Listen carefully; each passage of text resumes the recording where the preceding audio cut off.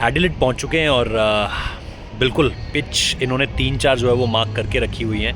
अगर आप वो देखोगे वहाँ पर तो विकेट आप देख पाओगे सीधे तौर पर कि इन्होंने जो है 3 से 4 विकेट जो है वो मार्क करके रखी हुई हैं। लेकिन अभी ये बता पाना बहुत मुश्किल है कि इन 3 से 4 विकेटों में कौन सी विकेटें होंगी जिसको सेलेक्ट किया जाएगा।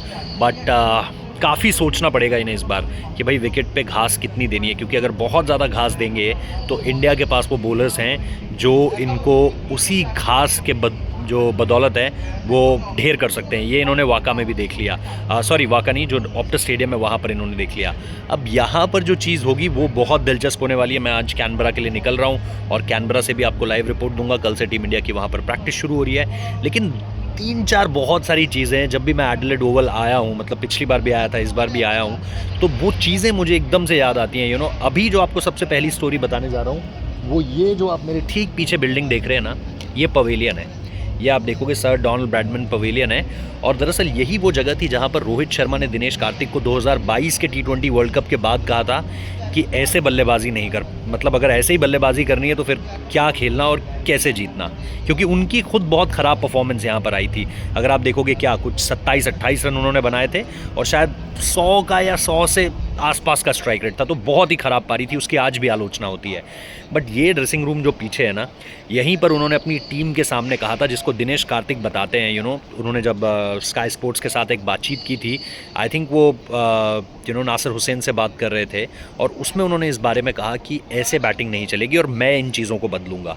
तो दरअसल यही वो ड्रेसिंग रूम है। इसके अलावा अगर आप देखोगे इंग्लैंड का भी जो 2015 का रिवाइवल है, 2015 के बाद जब इंग्लैंड बांग्लादेश से बाहर हो गई स्टेडियम में, तो यहीं पर बैठकर ऑयन मॉर्गन को जो है वो फुल अथॉरिटी दी गई थी। उसके बाद इंग्लैंड क्रिकेट पूरी तरीके से बदल गया।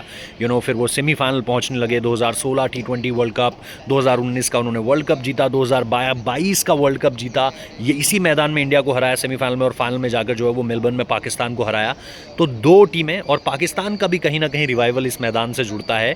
बट अगर आप देखोगे जिम्बाब्वे के बाद जो हुआ, या कुल मिलाकर के अगर आप इस पवेलियन को देखोगे ना, तो इस पवेलियन में ऐसी बहुत सारी बातें हुई हैं जिसने क्रिकेट इतिहास बदल कर रख दिया। उसके बाद इंडिया T20 वर्ल्ड कप जीत गया।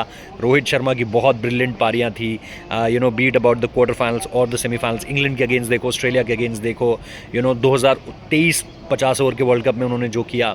उसके अलावा इंग्लैंड ने भी वर्ल्ड कप जीत लिए, मल्टीपल वर्ल्ड कप जीत लिए। तो ये ड्रेसिंग रूम साक्षी रहा है बहुत सारे ऐसे मोमेंट्स का क्रिकेट वर्ल्ड में, जिन्हें आप बोलोगे कि उसने क्रिकेट को पूरी तरीके से बदल दिया। सिर्फ एक टीम के लिए नहीं, बल्कि क्रिकेट किस तरीके से अप्रोच की जानी चाहिए, उस तरह से भी क्रिकेट पूरी तरीके से बदल कर एक तरीके से रख दिया गया।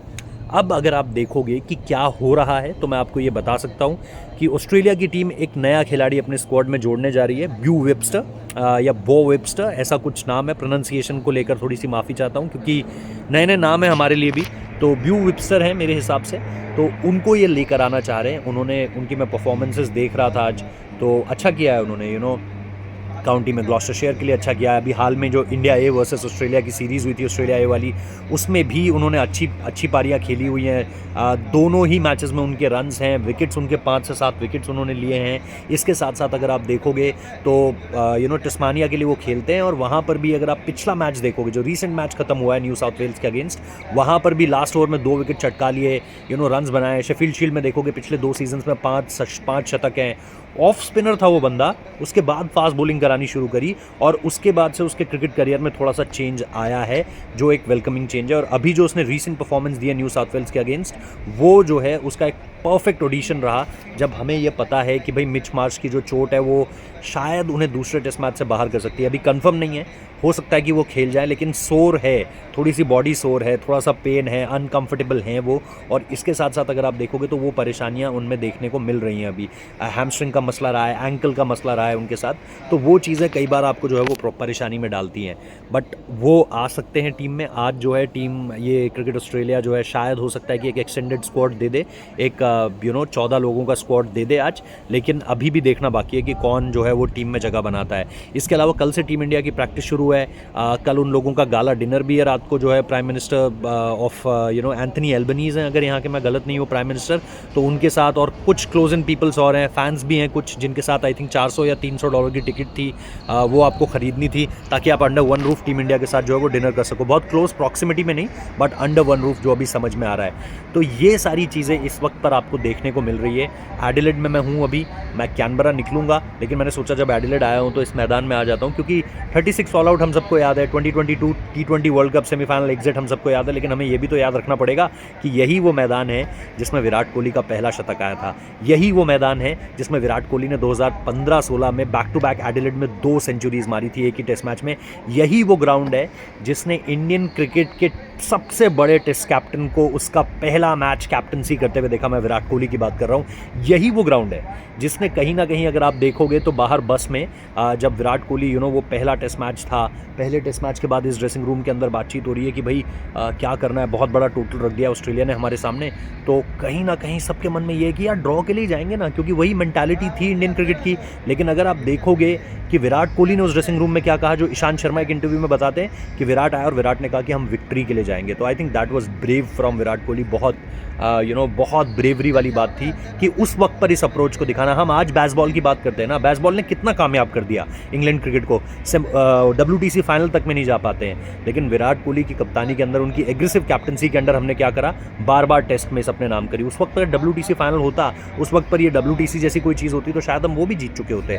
बट उन्होंने जिस तरीके से स्टार्ट किया, और फिर यहीं पर जब उन्होंने सुना, उन्होंने बोला और महेंद्र सिंह धोनी ने सुना, क्योंकि धोनी शायद बैक पेन की वजह से नहीं खेल रहे थे वो टेस्ट मैच, लेकिन अगर आप देखोगे कि वो उन्होंने जो अपनी बात कही, तो उनकी बात सुनने के बाद MS धोनी बस में बैठते हैं और MS धोनी बस में बैठकर कहते हैं कि विराट तुझे ये नहीं करना चाहिए, तू तो कर लेगा चेज़, बाकियों का क्या होगा। तो विराट कहते हैं कि माई भाई जब तक करेंगे नहीं तब तक कैसे पता चलेगा, हमें एक बार करना पड़ेगा। तो धोनी ने उनके उस सोच पर एक क्वेश्चन डाला ज़रूर था, बट विराट ने with all this respect Mahendra Singh Dhoni को ये कहा था कि एक बार कर देखते हैं। हार गए कोई बात नहीं, इंडिया हारा वो मैच, लेकिन कितना क्लोज जाकर हारा, दुनिया ने ताली बजाई। जब आपकी जीत से ज़्यादा हमारी हार के चर्चे होने लगे तो आपको समझना पड़ेगा कि कुछ बड़ा बदल रहा है।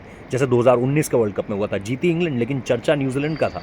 तो उस तरीके से उस टेस्ट मैच में मैं कहूँगा उस ग्रेविटी का वो मैच नहीं था, लेकिन धोनी का ना खेलना, Virat Kohli new captain, he is only 24 years old at that point of time, suddenly captaincy मिलती है और इस मैदान पर वो जो लीड करते हैं ना, वो देख कर मज़ा आता है। तो बहुत सारी याददाश्त है यार इस मैदान से। अगर आप देखोगे, एक छक्का मारा था महेंद्र सिंह धोनी ने, बिल्कुल वहाँ सड़क पर जाकर गिरा था, वो भी शायद आप लोगों को याद हो।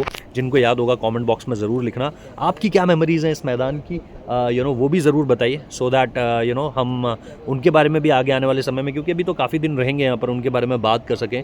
बट राहुल द्रविड़ का वो जब मैं उस समय मणिपुर में था, इम्फाल में था, क्योंकि मेरे पापा की जो है वो पोस्टिंग थी वहाँ पर, और जब मैं वो रेडियो में टेस्ट मैच सुन रहा था तो अजीत अगरकर के 6 विकेट लेना, राहुल द्रविड़ का वो सेंचुरी, सौरव गांगुली का इधर ही आकर स्टैंड्स पे बैठ जाना at the very last moment, बहुत सारी चीज़ें आपको जो है ना वो याद आती हैं।